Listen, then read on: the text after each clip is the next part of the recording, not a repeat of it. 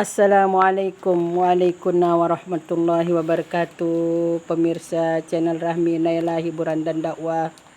Kali ini saya ingin menyoroti satu tema yang cukup menarik dalam pandangan saya, yang sekiranya ini menjadi inspirasi dan motivasi bagi kita semua agar lebih siap untuk menghadapi akhir zaman yang penuh dengan godaan dan cobaan, yang penuh dengan fitnah yang bertubi-tubi dari atas, bawah, kiri, kanan, belakang. Fitnah datang kepada kehidupan ini silih berganti. Fitnah kecil, fitnah yang besar tidak bisa kita hindari. Karena itulah memang sunnatullah untuk manusia, senantiasa menghadapi masalah, senantiasa diberi ujian yang datang mendera.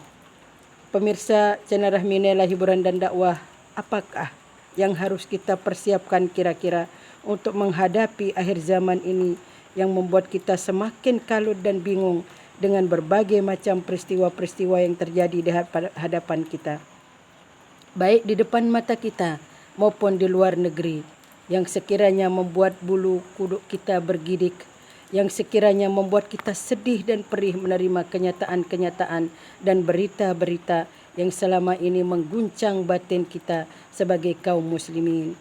Fitnahan terhadap umat Islam, fitnahan terhadap iman kita semakin mendera dan merasuk ke dalam kolbu kita. Dan kalau kita tidak siap menerima segala fitnah akhir zaman ini, maka kita akan terlindas, maka kita akan tergilas. Lalu apakah yang harus kita persiapkan? Pertama adalah pertebalkan iman dan Islam. Iman adalah benteng yang pertama yang harus dikuatkan untuk menghadapi berbagai macam cobaan-cobaan yang mendera. Iman yang lemah, maka kita akan mudah mundur. Iman yang lemah, maka kita akan hancur. Iman yang lemah, maka kita akan menyerah. Dengan iman yang lemah, maka kita akan kalah. Kita akan susah, kita akan payah menghadapi berbagai macam tantangan-tantangan di masa kini. Sungguh, peristiwa-peristiwa yang viral yang sering terjadi, peperangan-peperangan antara kaum muslimin dan orang kafir, membuat kita semakin yakin bahwa di tengah fitnahan ini kita akan memperoleh kemenangan jikalau kita mempersiapkan iman dan Islam kita dengan kokoh. Hanya dengan iman kita akan selalu meminta pertolongan dan doa serta meyakini kemenangan jika kita mendapatkan pertolongan dari Allah Subhanahu wa taala. Hanya orang-orang beriman, hanya orang-orang mukmin yang akan senantiasa mendapatkan pertolongan dari Allah Subhanahu wa taala. Maka di akhir zaman ini, persiapkanlah iman yang kuat, iman yang teguh. Jangan sampai kita merasa bahwa iman kita sudah cukup. Jangan sampai kita merasa bahwa iman kita sudah kuat, tapi nyatanya kita masih kosong.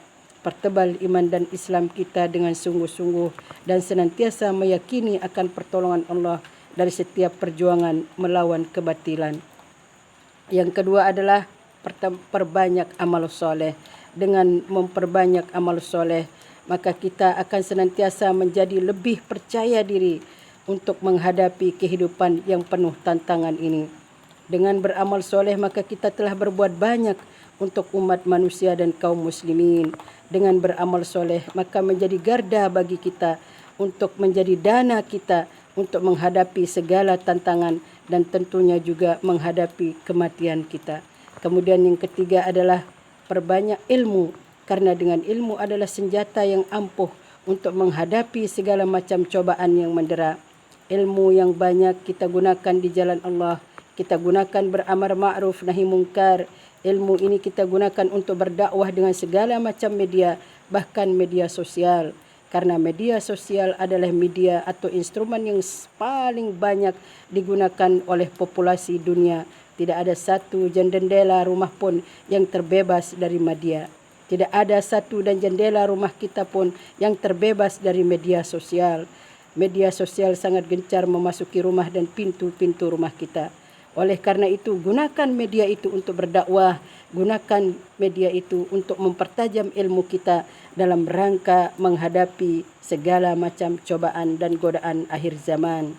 Kemudian yang keempat, dengan mal, harta kita gunakan di jalan Allah, kita gunakan untuk berdakwah di jalan Allah, dan harta ini adalah sarana yang paling nyata untuk membantu kaum muslimin dari segala keterpurukan ekonomi.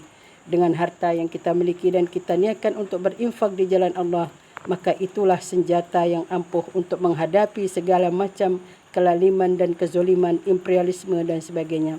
Kesiapan pangan, kesiapan harta, kesiapan senjata akan menjadi benteng terkuat dan garda terkuat menghadapi akhir zaman. Tentunya harta yang diinfakkan di jalan Allah.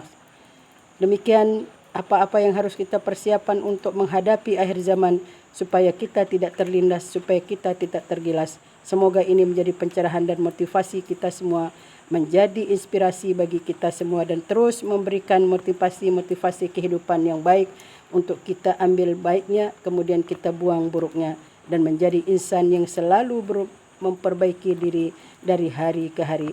Channel Rahmi Naila Hiburan dan Dakwah. Wassalamualaikum warahmatullahi wabarakatuh.